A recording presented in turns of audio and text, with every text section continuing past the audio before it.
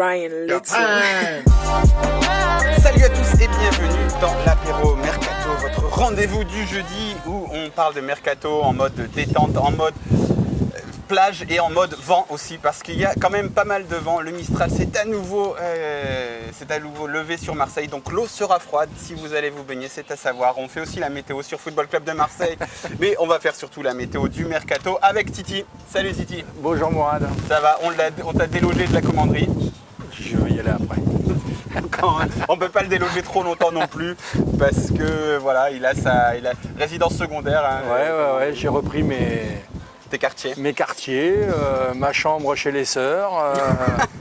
Elles vont bien les sœurs? Les sœurs vont bien, tout Ça le monde va bien. Ça va. Les voitures, Jordan à ma vie a acheté un truc assez impressionnant, tu nous as dit. Ouais, non, j'ai eu l'impression de revenir un peu à la fin des années 90, quand on avait encore un peu que des belles voitures. Je pense que Dimitri Payet ne va pas tarder à revenir avec une nouvelle voiture. Voilà. Je ne sais pas pourquoi, mais j'en ai le pressentiment.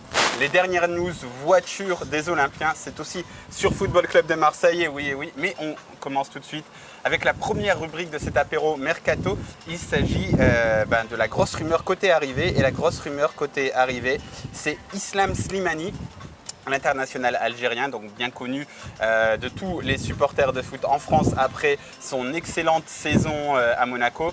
Les plus grincheux diraient son excellente demi-saison, puisqu'après il va sur le banc, il y a quelques petites brouilles, tout ça. Mais c'est quand même en 18 matchs, 9 buts, 7 passes décisives pour Islam Slimani en Ligue 1, donc c'est pas mal. Il était prêté à Monaco, par Leicester, donc, oui. Voilà, par Leicester. Donc il est reparti à Leicester parce qu'au niveau relationnel, ça ne s'est pas super bien passé avec Moreno à Monaco. Donc il repart à Leicester. Leicester n'en veut pas. Leicester qui a fait une très bonne saison et qui termine sa très bonne saison avec Brendan Rodgers. Donc il lui reste un an de contrat à Leicester. Foot Mercato nous dit que l'Olympique de Marseille serait intéressé par Islam Slimani. Est-ce que toi, ça t'intéresse, Titi ? Vu les finances du club actuellement, je serais intéressé, oui, par sa venue en prêt, parce que ça serait une très bonne complémentarité à Dario. Alors attention, un prêt, il lui reste un an de contrat. Donc c'est ça, il n'y a que nous qui faisons des prêts pour Mitroglou. Les joueurs qui restent un an de contrat, il faut que ce soit Mitroglou, quoi. Mais ouais, je serais intéressé. Après, maintenant, avec une option d'achat quasi automatique, pourquoi pas, mais maintenant il faut voir les velléités de Leicester, de savoir ce qu'ils veulent faire avec lui. Alors justement, ils veulent un transfert sec. Dans les médias, vu qu'il lui reste un an de contrat, logiquement ce serait un transfert sec. Et on parle d'une volonté de récupérer 10 millions d'euros de Leicester sur le coup. Alors ça c'est pas sûr, mais si on te dit Slimani à 10 millions d'euros, est-ce que tu es partant, toi ? Ouais, enfin, pourquoi pas. Je le préfère à Mbanyang. C'est plus complémentaire avec Dario. On pourrait ne pas changer notre schéma tactique. Non, je préférerais Slimani. Plus d'expérience pour jouer la Ligue des Champions. Justement un peu plus vieux aussi, parce qu'il a 32 ans. Ouais. Il vient de fêter ses 32 ans puisqu'il est du mois de juin. Et après, c'est quelqu'un qui a faim. Quelqu'un qui a fait envie à tous les supporters cette année. Quand on le voyait jouer à Monaco, on se disait merde, pourquoi pas nous Slimani. Moi je t'avoue que je suis un peu partagé, parce qu'il y a ce côté où vraiment il a été énorme, et parce que quand j'ai dit cette passe décisive, il faut voir les passes décisives qu'il a fait, quoi. Il avait un peu l'image d'un bourrin, mais Slimani il te faisait des passes lobées au-dessus de la défense. Techniquement c'est très fort. Hein. Donc il y a ça, il y a ce côté-là où tu te dis, c'est un mec en plus qui est combatif, qui est limite assez jeune au très haut niveau, puisqu'il a eu quelques galères même dans les clubs après le Sporting Portugal. Donc il a encore faim, il a encore envie, mais il a 32 ans. Et c'est vrai que ça marche pas très bien avec le projet trading, et qu'à long terme, tu as aussi un autre attaquant qui va vers la trentaine, Dario Benedetto. Je te dis... c'est compliqué, quoi. Après, c'est par rapport à les offres que tu as sur le marché, quoi. C'est compliqué le marché des attaquants. Donc, si tu tapes un jeune de 25 ans, de suite, c'est hors de tes possibilités financières. Bon, parce que là, on parle quand même... Parce que si tu lâches 10 millions pour Slimani, et Slimani a aussi un salaire anglais, En plus, qui dit joueur plus âgé, dit aussi joueur qui a conscience qu'il ne va pas gratter 3-4 contrats après. Donc il ne va pas demander un petit salaire. Donc en fait, il y a tous ces problèmes-là avec Slimani parce que le joueur en lui-même, je pense qu'on est tous d'accord, s'il vient pour jouer pour 100 000 euros par mois, on le prend tous. C'est un excellent joueur, mais voilà quoi. Après, si c'est pour lui signer un contrat de 4 ans, je ne suis pas certain que ça soit une très bonne chose. Après, si c'est pour l'avoir en prêt une saison, ça ne me gêne pas. Ouais, enfin moi je pense pas que Leicester va le lâcher. Vu sa saison qu'il a fait, en plus il a d'autres offres, donc à mon avis, Leicester va essayer de gratter un billet. Après, il y a peut-être l'éventualité, s'il va au clash avec eux, qu'ils finissent par le libérer de son contrat. Mais bon, là, c'est vraiment du mercato fiction. Et je pense que... Non, je pense pas que ça... On n'a pas besoin de ça. On a besoin de joueurs qui arrivent dans de bonnes dispositions. Essayer de commencer le championnat avec eux. Mais bon, ça va être plus difficile puisque la première journée, c'est le 23 et que le mercato cette année, avec la crise sanitaire, la fin, c'est le 5 octobre. Donc le mercato risque de bouger la dernière semaine de septembre et la dernière semaine du début octobre, quoi. Donc ça risque d'être compliqué, quoi. Mais j'anticipe les commentaires parce que je sens qu'on va nous dire en commentaire « Et vous êtes sérieux, vous avez Valère Germain et vous voulez pas de Slimani ?» Parce que c'est ça aussi le deal, un petit peu. Là, en ce moment, ton remplaçant, c'est Valère Germain, qui a un âge approchant de l'Islam Slimani et qui a des performances qu'on connaît et qui ne peut pas aller beaucoup plus loin. Alors, on propose un nouveau deal à Leicester. On vous fait un échange Germain-Slimani. Là, on signe. On signe, là. Ah oui. Voilà. Je l'emmène à l'aéroport même. Voilà, la Titi Mobile est prête. Hein. Elle ramène directement Valère Germain. Islam, il arrive à la commanderie. En tout cas, on sera à l'accueillir. C'est vrai qu'on va suivre ça avec grand intérêt. Avec grand intérêt, mais il y a quand même des doutes à avoir, je pense, sur la signature de Slimani. Oui, non, c'est qu'une rumeur. Hein, voilà, c'est une rumeur. C'est peut-être aussi une rumeur d'agent qui se dit qu'apparemment Islam Slimani aimerait bien revenir en Ligue 1. Donc pourquoi pas lâcher le nom de l'OM, qui est un club qui cherche un attaquant, qui est un club qui a une histoire avec la communauté algérienne.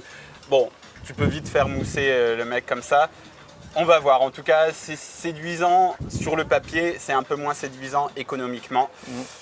Mais voilà, c'est un petit peu, il n'y a pas grand-chose. Hein. L'actu mercato, elle est un peu terne. C'est calme plat puisque le marché franco-français a refermé. Donc là, maintenant... Et puis, justement, on va passer à la deuxième rubrique côté départ. Mais côté départ, donc tu parles du mercato franco-français qui a fermé. Mais voilà quoi, le mercato franco-français, on n'a vendu personne. Et sincèrement, ce mercato, il n'était pas fait pour l'OM. Parce que les joueurs qui sont à l'OM, ils ne retournent pas dans un autre club français, quoi. Ou à moins qu'ils aient complètement échoué. Mais en plus, on ne sait pas vendre nos joueurs qui ont échoué. Genre, Raoui, ça fait 3 ans qu'on doit... S'en séparer, ouais. Ça fait 2 saisons qu'on aurait dû le vendre. On aurait dû le vendre au moment où il fait un bon prêt à 3. Et en fait, on le garde parce que tu ne sais pas pourquoi, mais tu dis, bon, ben, on va encore le garder, on va encore le prêter, on va encore voir. Mais voilà, en fait, ce mercato franco-français, il a servi à rien, on peut le dire. Non, mis à part quelques transferts dans certains clubs. Il a servi à Nice. Il a servi à Nice, qu'à Angers, qui a recruté Bernardoni, des petits coups comme ça qui ont été faits à droite à gauche. Mais c'est pareil, par rapport à la crise sanitaire, les clubs n'ont pas beaucoup de moyens financiers. Donc, Nice, ils en ont quand même. Oui, mais Nice, c'est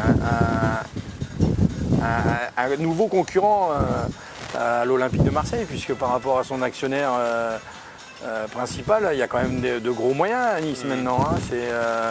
Mais en fait, les clubs français, ils ont, tu vois, il n'y a jamais trop de moyens. C'est toujours, c'est une ritournelle qu'on entend à tous les mercatos de quelques clubs que l'on soit supporter, à part un. Puis on dira qu'il sera qui est plus vraiment France, mais c'est vendre avant d'acheter. Voilà, le mercato fonctionne en France quand les Anglais achètent en France avec leurs droits TV surdimensionnés et les moyens qu'ils ont. Les clubs français réinvestissent l'argent après une fois qu'ils ont vendu leurs joueurs dans les clubs anglais. Mais là, le marché anglais est fermé jusqu'au 10 août, donc pour l'instant, l'ouverture du mercato a été plus ou moins un échec puisque c'était un peu bizarre ce mercato franco-français en fait. Tu vois pas trop à quoi ça a servi, mis à part à faire quelques opérations. Voilà, il y a Nice qui en a bien profité. Tu as parlé d'Angers aussi. C'est vrai qu'Angers, ils ont fait un autre joueur. Il n'y a pas que Bernardoni, non, ils étaient pas loin de faire Gay aussi. Ouais, mais Gay, ils ne l'ont pas fait parce qu'il a signé chez nous, mais je croyais qu'il avait pratiquement même signé un autre pré-contrat, je crois, avec eux. Apparemment, il avait fait passer la visite médicale déjà à Angers. Donc, bon, allez, Titi, on revient à l'OM parce que c'est surtout ça qui nous intéresse. On dit qu'il y a très peu d'actu mercato et il y a très peu d'actu mercato côté départ, ce qui veut dire qu'il y a très peu de joueurs qui semblent avoir envie de partir. Alors, est-ce que ça te rassure ou est-ce que ça t'inquiète le fait que l'OM n'arrive pas à vendre le moindre joueur? Sur le côté départ, c'est plutôt rassurant parce que je pense qu'il y a un petit pacte qui a été passé entre joueurs et AVB quand il a changé d'avis en voulant rester. Et puis surtout, le fait qu'on joue la Ligue des Champions, pour certains joueurs, s'ils partent de l'OM, je pense que c'est peut-être la dernière fois qu'ils risquent de jouer la Ligue des Champions. Tu veux dire que Morgan Sanson, il n'a pas le potentiel pour jouer la Ligue des Champions tous les ans? Ben si, mais tout dépend dans quel club il va signer. Et là, il a 27 ans, Morgan Sanson, non? Non, mais je suis un peu ironique avec mais toi. S'il signe dans un club anglais qui n'est pas dans le Big Four, il la rejoue quand, la Ligue des Champions?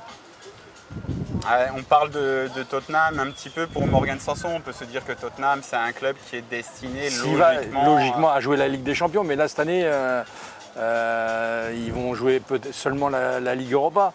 Mais oui, s'il signe à Tottenham, il peut espérer la rejouer dans les saisons à venir. S'il signe, bien sûr, chez les Spurs.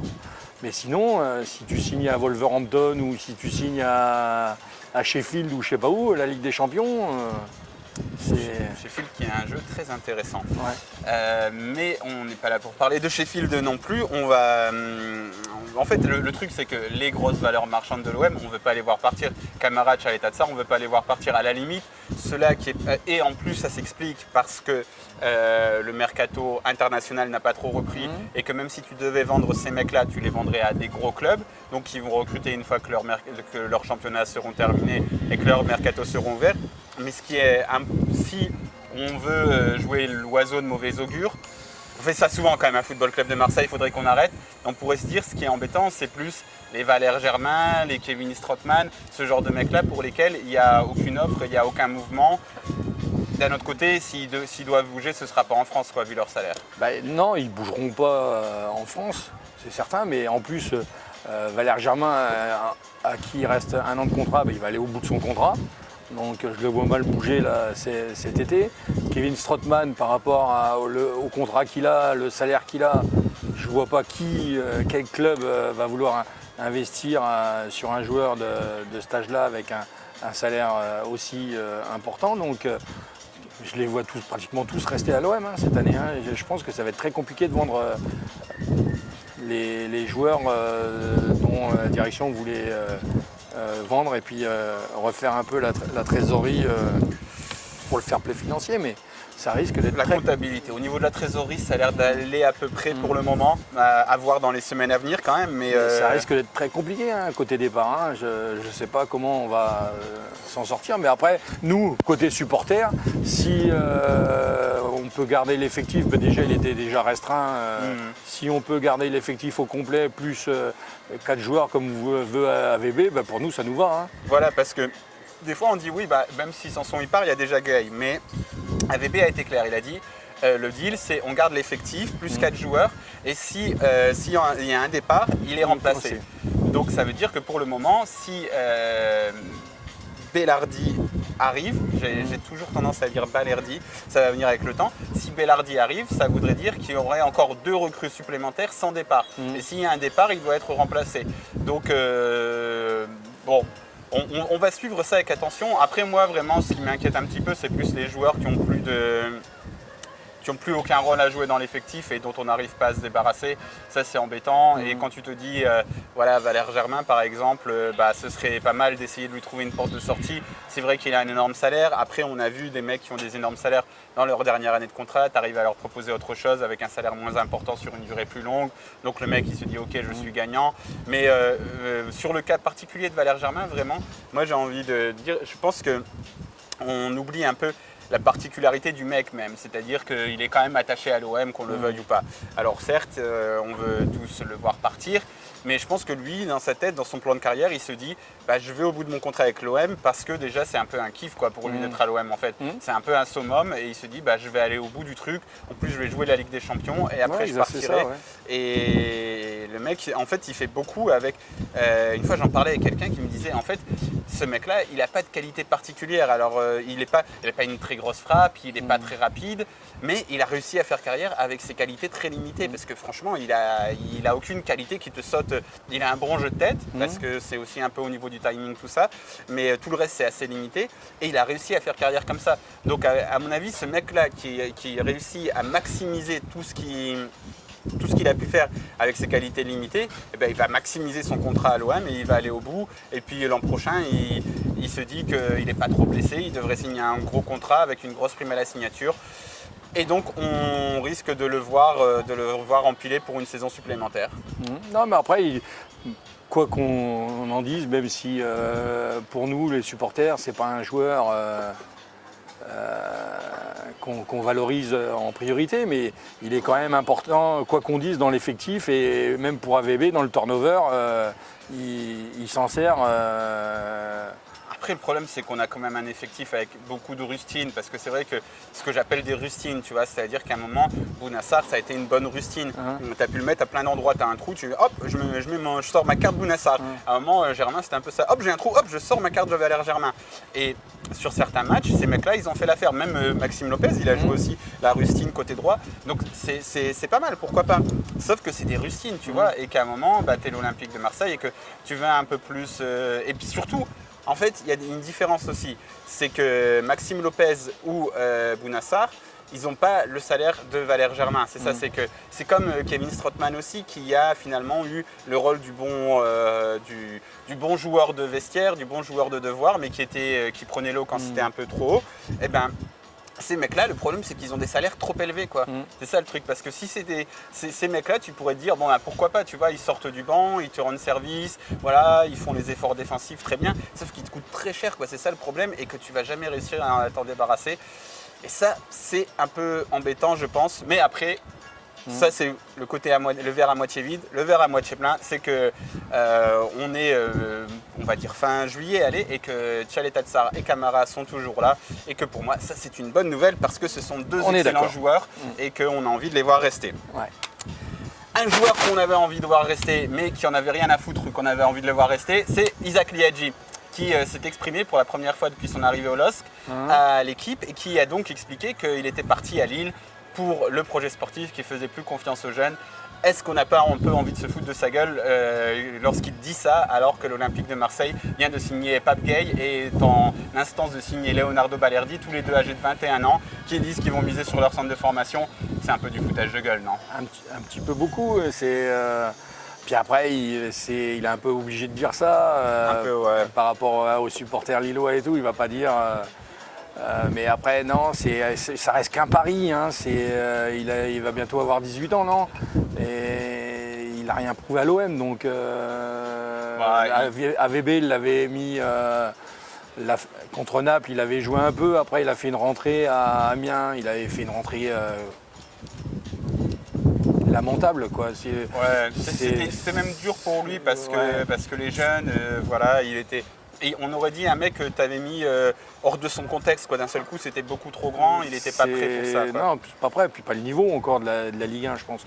Donc même là, à Lille, il espère avoir du temps de jeu. Bah, je lui souhaite, hein, de toute manière, mais il va falloir qu'il s'aguerrisse, qu'il prenne de l'expérience et puis qu'il muscle un peu son jeu parce qu'il risque d'avoir de cruelles désillusions dans le courant de la saison s'il joue comme il a fait dans les apparitions qu'il a fait avec l'Olympique de Marseille, quoi. Donc maintenant, il a voulu partir, il est parti, bah, à lui de grandir ailleurs et puis on verra la carrière qu'il fera. Hein. En fait, ce que ça m'inspire, toutes ces histoires de jeunes, parce que la dernière fois déjà dans l'émission, on parlait de Balerdi, qui est un mec, il a joué, je crois qu'il avait joué 8 matchs avec Boca, il part pour 15 millions d'euros à Dortmund. À Dortmund, il joue pratiquement jamais, je crois qu'il a fait 5 matchs et un seul comme titulaire.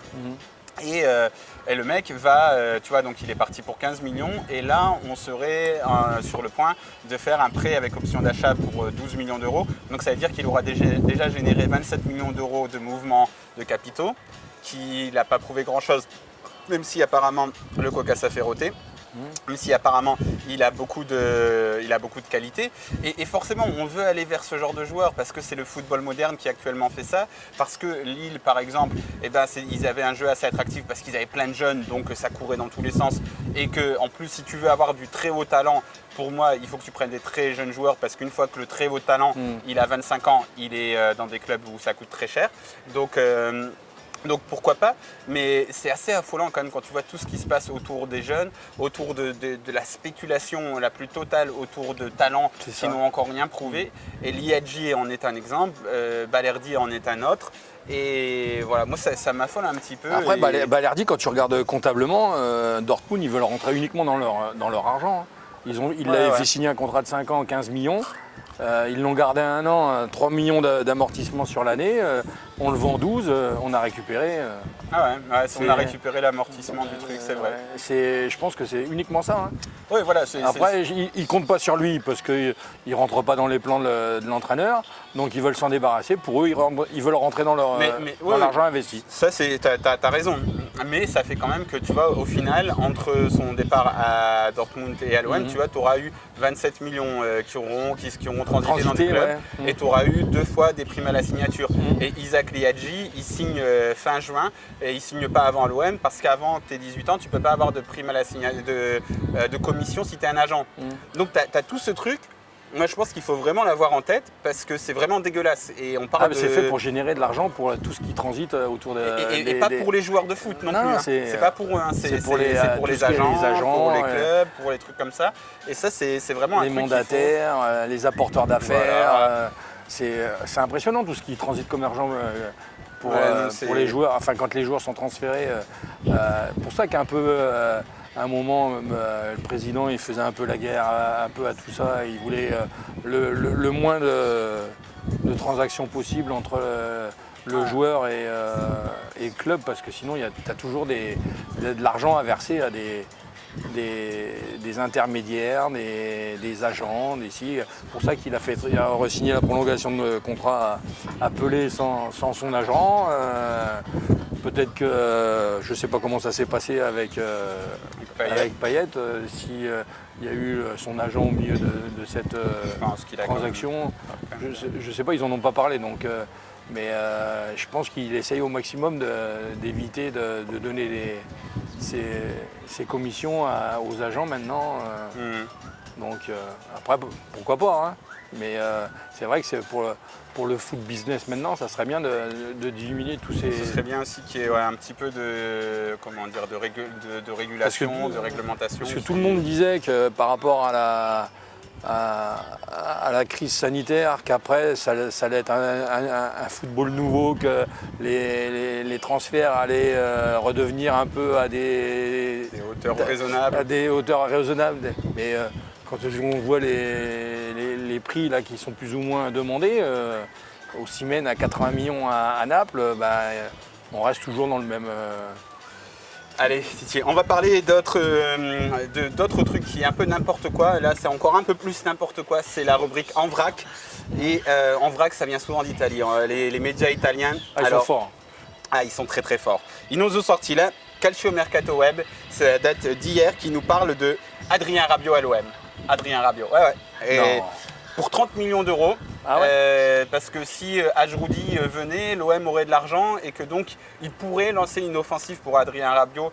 Franchement, tu y crois une seule seconde à ce genre de conneries? Pas une seule seconde. Ce que je disais aussi pour Evra, donc fais gaffe quand même. Mais bon, déjà, il faudrait qu'Ajroudi rachète le club, il faudrait que ça se fasse avant la fin du mercato, et il faudrait après qu'Adrien Rabiot veuille venir, et il faudrait ensuite qu'ils se disent oui, on va ramener. Et il faudrait surtout convaincre la maman. En plus, oui, j'avais oublié la daronne dans l'équation, quoi. C'est autre chose. Mais en plus, il faut convaincre le mec, et il faut en plus qu'il se dise bah oui, c'est une bonne idée de ramener un symbole du Paris Saint-Germain comme joueur star dans notre effectif. Ce serait. Enfin, c'est. Non, ces rumeurs là, c'est. Même pas, j'y prête attention. Ouais, c'est ce qu'il faut faire. Ouais. Parce que voilà, bref, Calcio Mercato Web, plutôt Mercato Web, tout ça, c'est vachement bien. Le PSG qui voudrait Todibo. Alors là aussi, attention, d'e-sport. Rumeur d'e-sport. Donc le PSG voudrait Todibo. On rappelle que l'OM, logiquement, suivait aussi Todibo.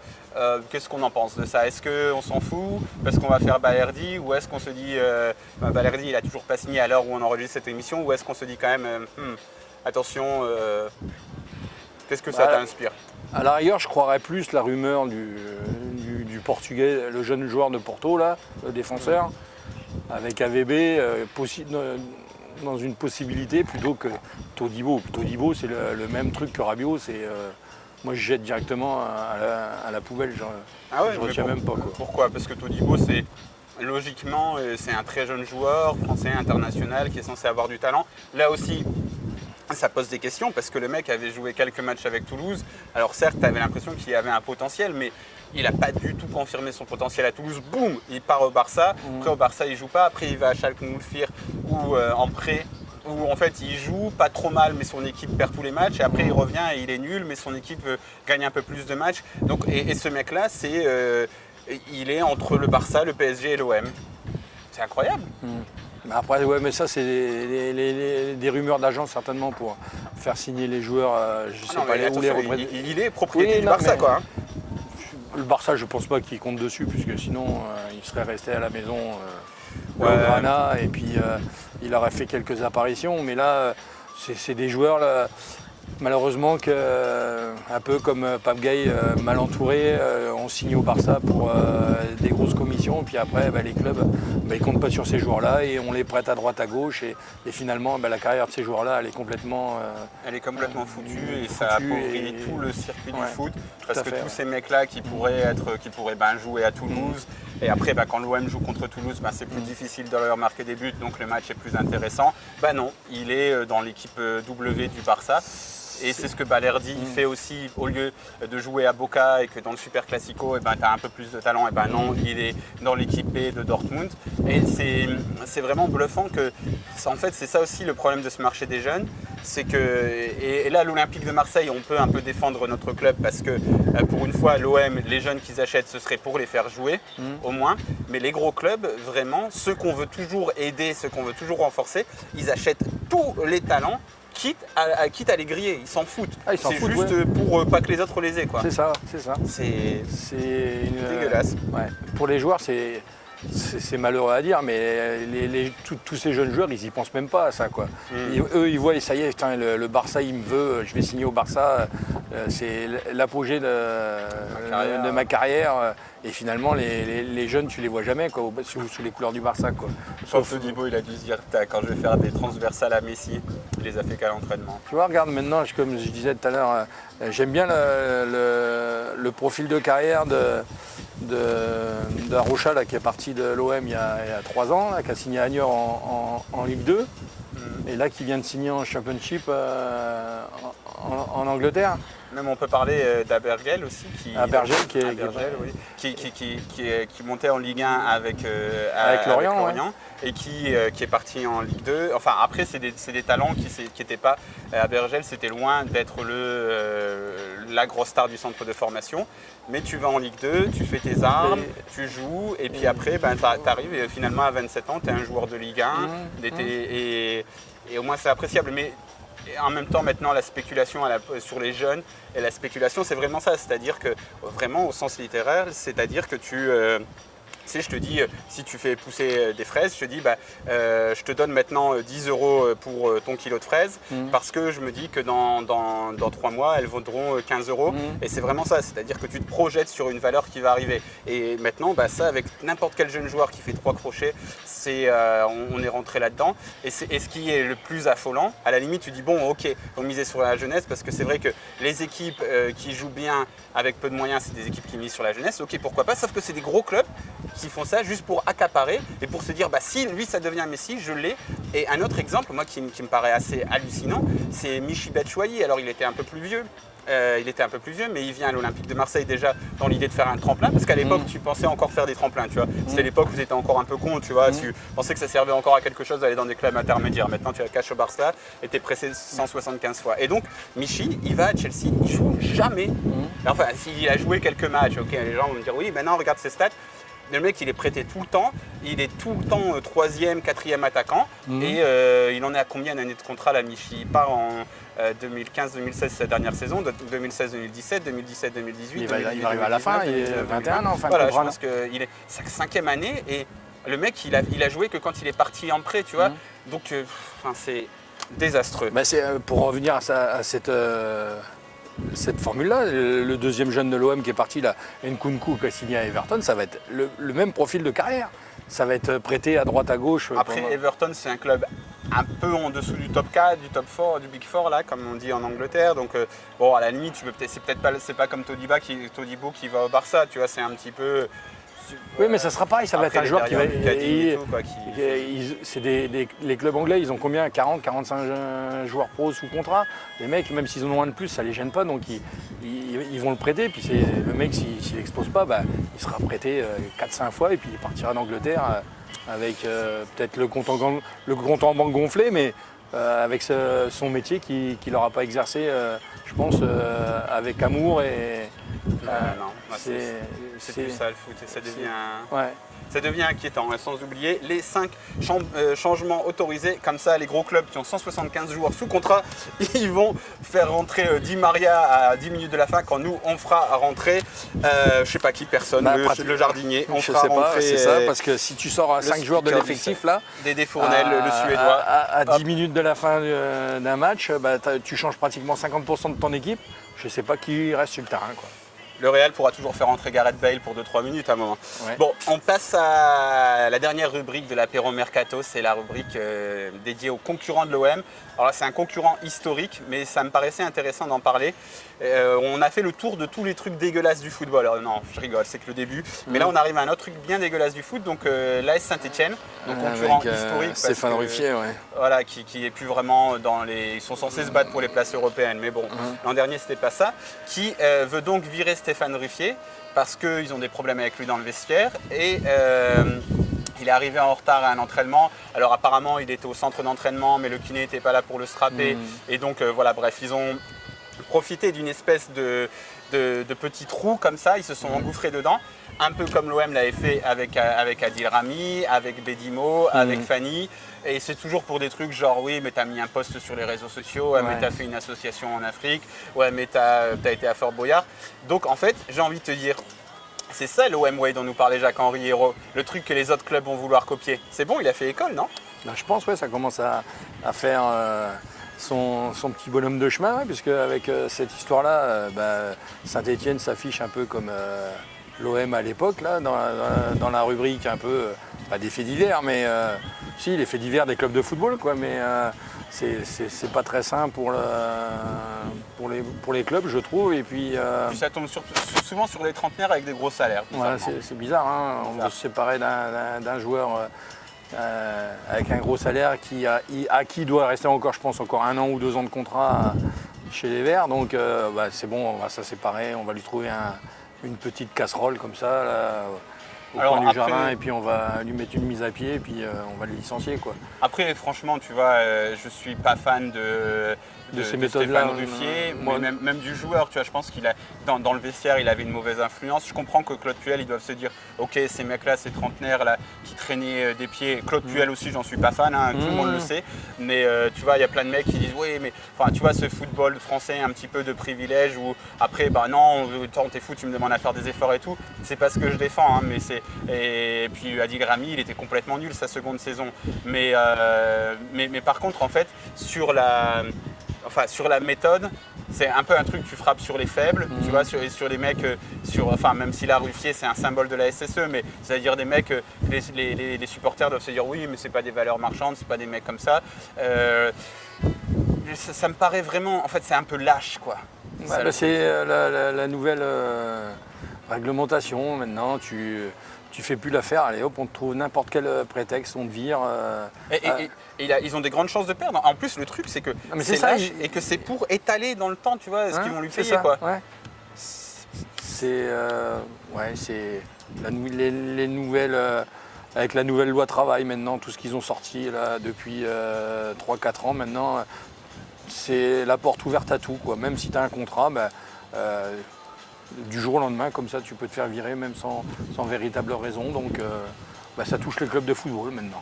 Avant, ils étaient plus ou moins à l'abri de tout, quoi. Et maintenant, non, tout le monde est concerné. Donc à eux de s'acheter une conduite. Et puis même, je pense que même avec une certaine ligne de conduite irréprochable, je pense qu'on arrivera à les virer quand même. Donc, Ouais, après, tu vois, Rod Fanny, il venait s'entraîner tous les jours, etc. Et il a émis quelques critiques dans la presse. On a dit, hop, tu vas être viré. C'est un peu spécial, quoi, quand même. Enfin bref, c'est juste que c'est une autre manière dégueulasse, encore un autre truc dégueulasse qui existe dans le foot. Mais on va pas les plaindre, parce que Ruffier, au final, comme Rami, ils vont gagner leur procès, ces mecs-là, parce que les cas judiciaires de l'Olympique de Marseille et de la Saint-Etienne ne tiennent pas debout. Donc ils vont gagner leur argent, ils vont vivre super bien, ils auront des belles maisons et tout ça. Mais c'est des précédents dont il faut souligner le caractère un peu abject, parce que ça arrive. Et puis pour revenir à l'OM, Adil Rami s'est encore exprimé hier. Parce qu'hier on fêtait donc les 2 ans de la victoire en finale de Coupe du Monde. Et l'Olympique de Marseille a célébré ses 2 champions du monde. Parce qu'il y en avait 2, il n'y en avait pas 3 à l'époque. C'est Adil Rami, il n'existait plus, il a disparu sur toutes les photos qui ont été mises sur les réseaux sociaux. Il a disparu. Alors franchement, mais il a été nul la dernière saison à l'OM et c'était désastreux. C'était un peu même irrespectueux de sa part d'être aussi à côté de la plaque. Et vraiment, Adil Rami, c'est pas du tout mon joueur préféré, vraiment, parce que même son attitude, ses blagues et tout, ça me fait pas rire, c'est pas drôle. Et tous les journalistes adoraient Adil Rami parce que c'était ce qu'on appelait un bon client. Et moi, je l'aimais, c'est pas que je l'aimais pas personnellement, mais je veux dire, j'aimais pas son style. Il y a rien que. Mais tu te dis quand même, ça c'est petit quand même, ça c'est vraiment petit, c'est vraiment nul et notre club le fait. Notre club le fait. Alors oui, il aurait fallu lui chercher une porte de sortie et le dégager parce que déjà il fallait pas le signer 4 ans parce que c'était n'importe quoi. Ouais, c'est ça. Ouais. Mais vraiment c'est affolant toute cette hypocrisie dans le monde du foot. Elle a toujours existé, mais ça devient de pire en pire. Et on ne réagit pas. Les supporters, nous, on ne réagit pas. On est là, on regarde et on dit ouais, ça va, c'est à jour dire, achète le club. Mais putain, c'est grave, quoi. C'est l'apéro mercato et j'ai bu que du coca. Voilà, t'as autre chose à rajouter, Titi? Non, vivement que la saison reprenne, qu'on reparle vraiment football, quoi, parce que ça commence à devenir long là, puisque finalement après l'arrêt total de championnat, tous les autres ont pu finir leur championnat et que nous on est les seuls en Europe à ne pas avoir terminé notre championnat. Alors le seul dans les 5 grands championnats. Ouais.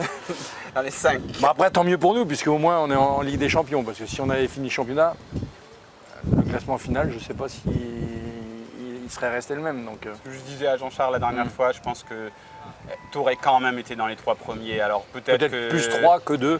Bon, c'est pas dit, ouais, mais dans tous les cas, je pense que la place on l'aurait joué la Ligue des Champions. Ouais, je pense. Mais ça commence à... Mais surtout pour les joueurs aussi, parce que là, quand ils vont reprendre au mois d'août, ça va faire 6 mois qu'ils n'ont pas joué pratiquement. Donc c'est long. Hein. Non, et puis en plus, on a envie de reparler de football et de revoir du football et de revoir des choses courageuses faites par des joueurs et des entraîneurs sur un terrain. Surtout aller au stade.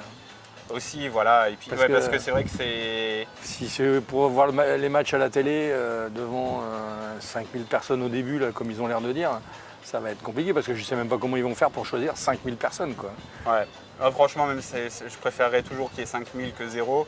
Si la protection sanitaire est assurée, hein, bien sûr, parce que ça reste le plus important et que tout le reste, on s'en fout complètement. Mais c'est vrai que le football commence à nous manquer, surtout quand tu en parles régulièrement comme moi et que tu commences à voir que le gros truc dégueulasse, tout ce business du foot qui est vraiment dégueulasse. On est d'accord, c'est tout à fait dégueulasse. Voilà, donc sur cette note positive, on va s'arrêter ici. On vous donne rendez-vous dès lundi sur Football Club de Marseille pour notre émission traditionnelle Débat Foot Marseille, en espérant que Balerdi est signé et qu'on ait vu je sais pas, quelque chose d'encourageant du Parce que football. dimanche, le premier match amical de l'OM. Ouais, ce sera déjà ça, même si les matchs amicaux, c'est pas ma cam, mais là, vu comme on est en manque, on va pas se plaindre. On va prendre ça dans les veines, c'est bon. Exactement. C'est Tout à fait. Allez, ciao et à lundi prochain tout le monde. Bye bye. Ryan